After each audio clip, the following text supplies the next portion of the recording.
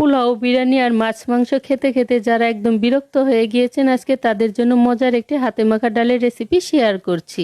ডাল রান্না এটা এমনকি আমরা তো সবাই তৈরি করতে পারি, কিন্তু এক একজন এক এক রকম ভাবে তৈরি করি বলে ডালের স্বাদটা ভিন্ন হয়ে থাকে। ডাল রান্না করার জন্য বড় একটি বাট্টাপ নিয়েছি, না বাট্টাপ না, নিয়েছি বড় একটি হাঁড়ি।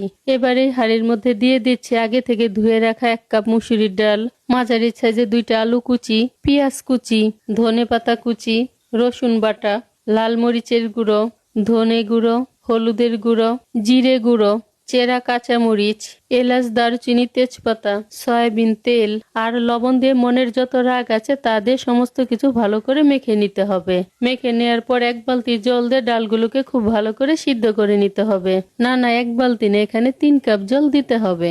ডালটা ভালো মতো সিদ্ধ হয়ে গিয়েছে। এখন যদিও এভাবে খাওয়া যাচ্ছে, কিন্তু কেমন জানি একটু ফ্যাকাশে দেখা যাচ্ছে। আমরা যেমন কথায় কথায় ফোড়ন কাটি, এখন ডালও আমি একটা ফোড়ন দিয়ে দিব।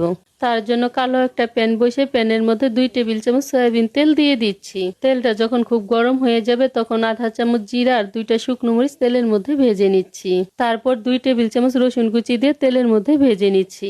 রসুনটা ভেজে নেওয়ার পর এবার রসুনের খালাতো ভাই পেঁয়াজটাকেও দিয়ে দিচ্ছি। পেঁয়াজ রসুন খালাতো ভাই যখন ভেজে নেওয়া হয়ে গিয়েছে, এবার এর মধ্যে সুন্দর কালারের জন্য দিয়ে দিচ্ছি হলুদের গুঁড়ো, মরিচের গুঁড়ো আর স্বাদ মতো লবণ দিয়ে সবকিছু আবারও ভালো করে মিশিয়ে নিচ্ছি।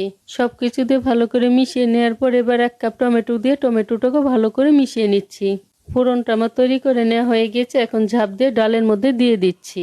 তারপর ঘুঁটা দিয়ে সবকিছু ভালো করে মিশিয়ে নিচ্ছি।